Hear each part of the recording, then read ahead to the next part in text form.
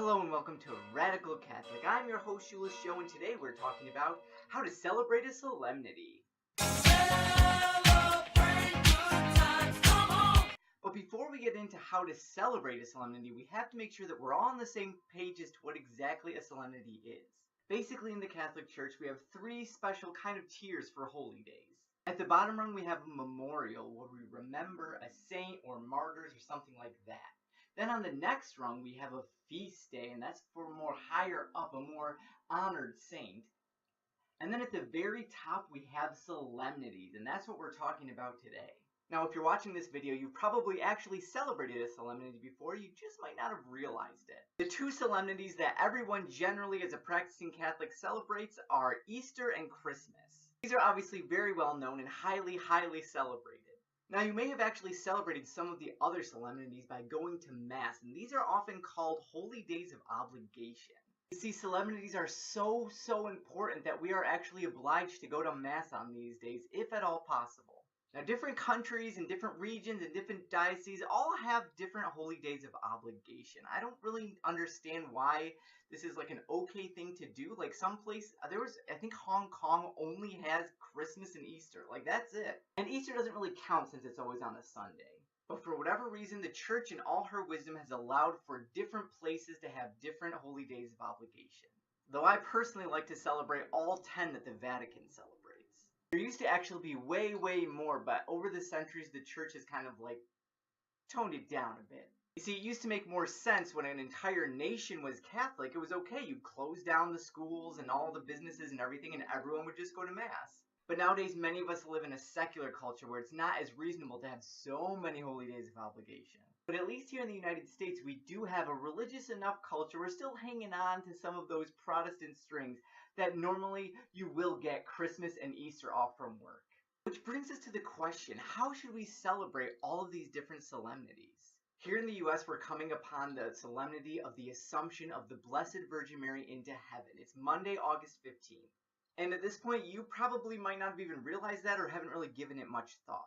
In fact, here in the US, because it's on a Monday and following a Sunday, it's not even considered a holy day of obligation. I guess we just can't be bothered to go to Mass twice and right in a row. I don't know why that is. But as for me and mine, we will be going to Mass on that Monday as if it was still a holy day of obligation. And as a side note, I'm not a big fan of the term holy day of obligation. Like, I mean, come on, it's a holy day of opportunity. We have the chance to go and receive our Lord in the Blessed Sacrament and celebrate a solemnity of a really awesome occasion. And I don't mean awesome as like awesome, dude, like yeah, man. I mean like awesome as in inspiring awe, like being awestruck. It is awesome that Mary was assumed into heaven. Everything is awesome. If you can, I really highly suggest that you try to get to Mass if at all possible, even though it's not technically a holy day of obligation. It's still a solemnity, which puts it at the top of the feasts that we celebrate. So hopefully all faithful Catholics around the world will try to get to Mass on these holy days of obligation, on these wonderful solemnities.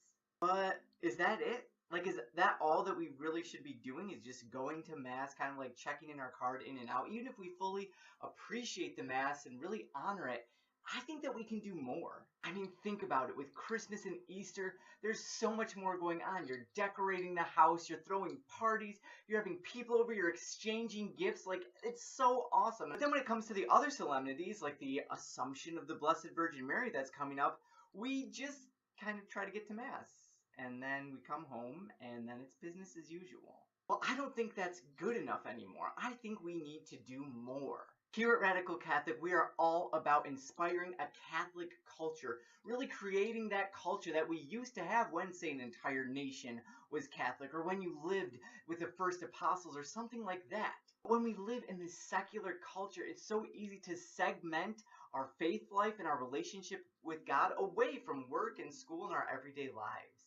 So I highly encourage you to really start thinking about other ways that you can celebrate this solemnity. Here in the Cave of Wonders, which is what I named our house, we're going to treat this solemnity more like Christmas and Easter than just every other day. So we're going to have a special meal, we're going to have friends over, kind of have a little party. And we're even going to have a family gift that the kids are going to be able to open, and it's just going to be like a great day. We're going to pump them up for it. We're going to be telling them in advance, like, the Assumption is coming up, and they're going to be like, what the heck is the Assumption? We'll be like, remember when we prayed the rosary, we talked about how Mary's whole body went up into heaven, and it's going to be, we're going to get that build up. It's not going to be as big as Christmas and Easter, and that's fine, but we still want to give it somewhat of a build up. I mean, I don't know about you, but growing up, I always just knew them as holy days of obligation. I didn't really understand what we were celebrating or why we had to go to Mass during the week. Now I see that it's such an awesome opportunity and such a great teaching moment that we can have with our children and with our families. And not only that, but it's such a great witness to the secular world around us. Like, I took off work to make this day special, and I put on in our little sheet I filled out of why I was taking off, I put, this is the solemnity of the Assumption of the Blessed Virgin Mary. And my manager was probably like, oh my gosh, you crazy Catholic. But that's what I'm going for. I want the world to know that this is more important to me. This is better for me to take a day off of work for this. I'm using my vacation days. Like, I could have had a day out in the sun up at our lake, but I'm choosing to do this so I can honor Mary and celebrate the sacrifice of the Holy Mass. The holy sacrifice of the Mass. Whatever. So let me know what you're doing. If you're going to do anything special, maybe if you want some more ideas, you guys talk in the comments below. If you guys have any other ideas, I'm totally open to suggestions. This is new to me too.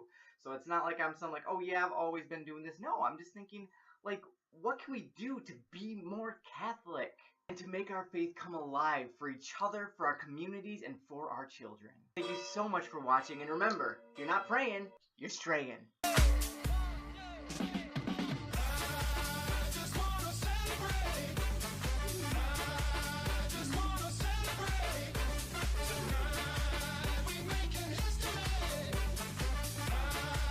Not only that, but it's such a, and not only that, so I really suggest make an attempt to get to Mass on days of holy, days of obligation.